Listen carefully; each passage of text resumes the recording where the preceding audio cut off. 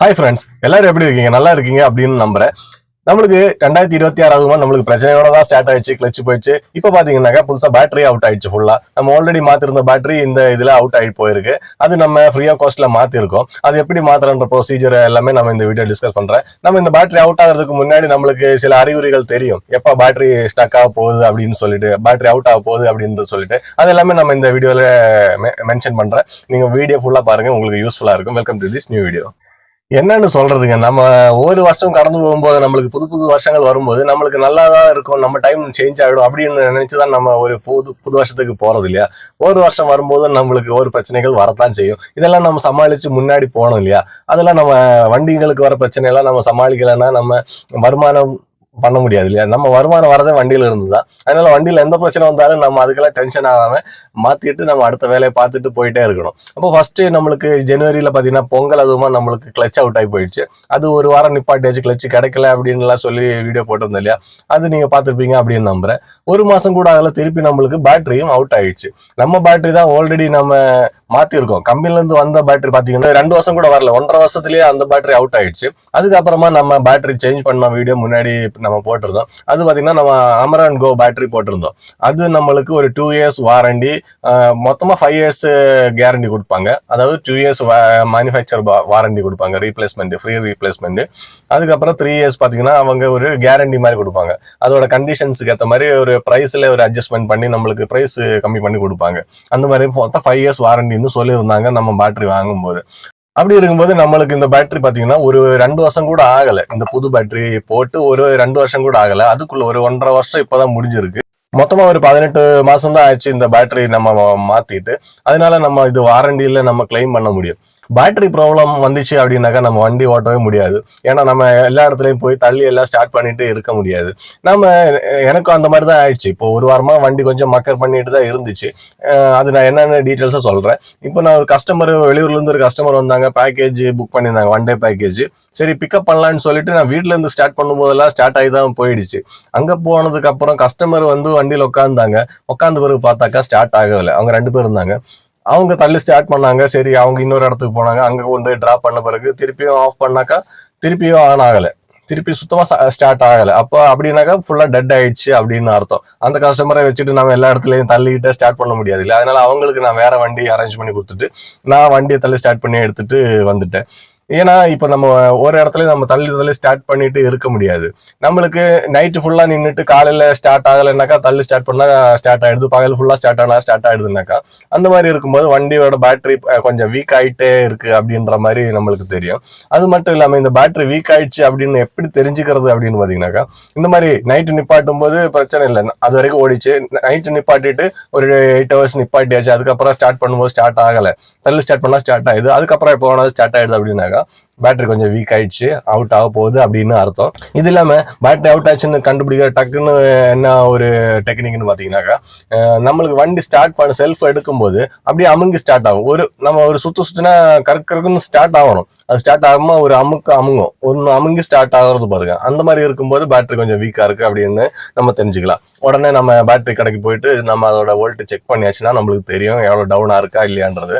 அது ஓட சார்ஜ் ஆயிடுச்சு அப்படின்னாக்கா பரவாயில்ல, ஓட சார்ஜ் ஆயிட்டு திருப்பி ஸ்டார்ட் ஆயிடுச்சுன்னா பரவாயில்ல. ஆனா இப்ப நம்ம ஓடி போயிட்டு திருப்பியும் ஸ்டாப் பண்ணிட்டு திருப்பி எடுக்கும்போது உடனே ஸ்டார்ட் ஆகல அப்படின்னாக்கா டோட்டலா அவுட் அப்படின்றதுதான் தெரியும். வேற ஒரு சிம்டம் என்னன்னு பாத்தீங்கன்னா, நம்ம ஸ்டார்ட் பண்ணுவோம் இல்லையா, ஸ்டார்ட் பண்ணும்போது அமுங்கி ஸ்டார்ட் ஆகும்போது அந்த நம்மள ஸ்பீடோமீட்டர் டைம் எல்லாமே பாத்தீங்கன்னா மாறிடும். நம்ம இந்த ஓடோமீட்டர் ட்ரிப் 1 ட்ரிப் 2 எல்லாம் இருக்குல்ல, நம்ம ட்ரிப் 1 ட்ரிப் 2 வச்சு ஓட்டுறோம் அப்படின்னு வச்சுங்களேன். நம்ம இந்த அமுங்கி ஸ்டார்ட் பண்ணும்போது ஆட்டோமேட்டிக்கா நம்மளோட அந்த மெயின் கிலோமீட்டருக்கு வந்துடும்.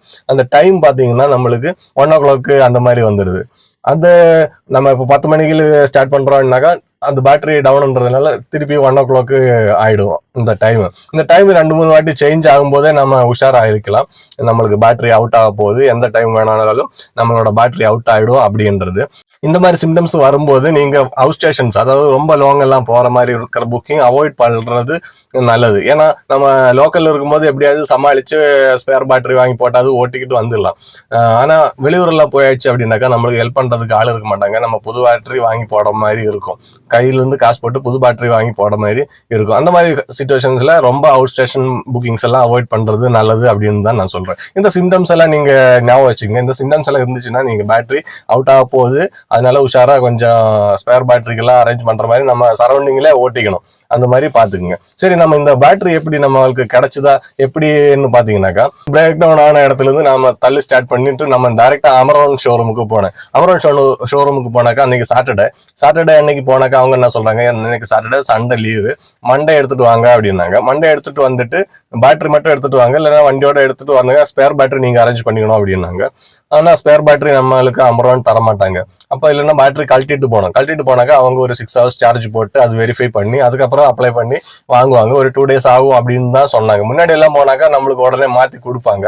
இப்போ அப்படி கிடையாது, இதெல்லாம் செக் பண்ணி தான் பண்ணுவாங்க அப்படின்னு சொன்னாங்க.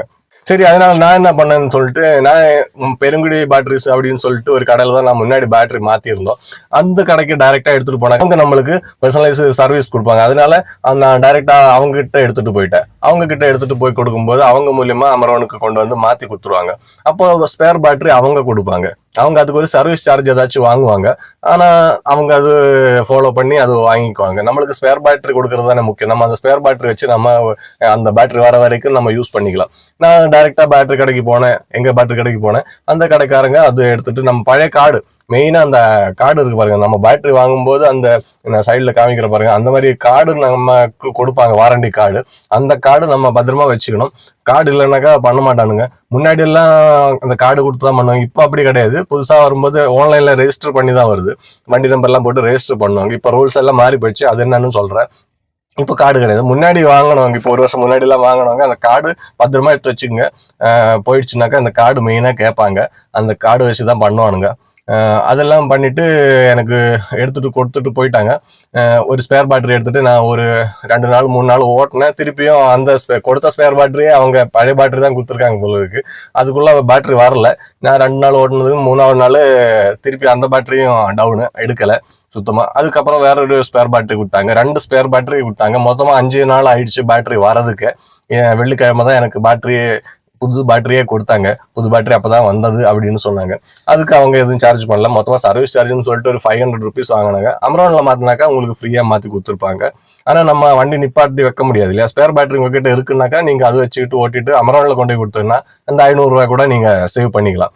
அந்த மாதிரி பண்ணி நம்ம பேட்டரி வாங்கியாச்சு. இப்போ நம்மளுக்கு இதுக்கு ஒரு வாரண்டி இருக்கும். இதுக்கும் நம்மளுக்கு ஒரு 2 years வாரண்டி இருக்கும் அப்படின்னு நினைச்சீங்கன்னா அதுதான் இல்லை. புதுசா கொடுக்கக்கூடிய பேட்டரி, இப்போ நம்ம புதுசா வரக்கூடிய பேட்டரிக்கு அது டீபோர்டுக்கெல்லாம் நம்ம நம்பர் போட்டு ரெஜிஸ்டர் பண்றாங்க பாருங்க. நம்பர் போட்டு ரெஜிஸ்டர் பண்ணும்போது டீபோர்டுக்கெல்லாம் என்ன பண்றாங்கன்னு பார்த்தீங்கன்னா 1 year தான் வாரண்டி அப்படின்னு சொல்றாங்க. ஏன்னா கார்டெல்லாம் தரல.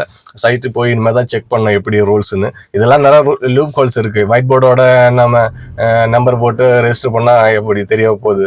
நம்மளுக்கு பேட்டரி அவுட் ஆனோடனே ஒயிட் போர்டு வண்டியோட இது போட்டுட்டு நம்ம கிளைம் பண்ணிக்கலாம் இல்லையா, ஈஸியா. இந்த மாதிரி லூப் ஹோல்ஸ் எல்லாம் இருக்குது. இவங்க என்ன ரூல்ஸ் எல்லாம் போறான்னு தெரியல. நம்மளுக்கு நெக்ஸ்ட் எவ்வளவு நாள் ஓடுது அப்படின்னு தெரியல. புதுசா பேட்டரி வந்தாச்சு, சந்தோஷம். 500 ரூபா செலவுல புது பேட்டரி மாத்தியாச்சு. ஆனா ஒரு வாரத்துக்கு நம்மளுக்கு 2-3 நாள் இந்த மாதிரி பேட்டரியால நம்மளுக்கு பெரிய பிரச்சனை ஆயிடுச்சு. அந்த செல்ஃப் கஸ்டமர் வந்தவங்களுக்கும் கொஞ்சம் இதாயிடுச்சு. அவங்கக்கிட்டே நம்ம மன்னிப்பு கேட்டுக்கணும். ஏன்னா நம்ம நம்பிதான் வந்தாங்க. நான் இங்கிருந்து 15 கிலோமீட்டர் தள்ளி போய் தான் அவங்கள பிக்கப் பண்ண போனேன். ஆனா அதுக்கு எந்த ஒரு யூஸும் இல்லாமல் போயிடுச்சு. அவங்க எதுவும் பேமெண்ட் பண்ணணும்னு சொன்னாங்க. நான் சொன்னேன் எதுவும் பேமெண்ட் எல்லாம் வேணாம், உங்களுக்கு ஏற்பட்ட சிரமத்துக்கு நான் வருந்துக்கிறேன் அப்படின்னு சொல்லிட்டு நான் கிளம்பி வந்துட்டேன். இனிமே இந்த மாதிரி நடக்காம நம்ம பார்த்துக்கலாம். மோஸ்ட்லி இது தற்செயலா நடக்கிறது. ஏன்னா அன்னைக்கு கால் வரைக்கும் பிரச்சனை கிடையாது, அதுக்குள்ள இந்த மாதிரி ஆகி போயிடுச்சு.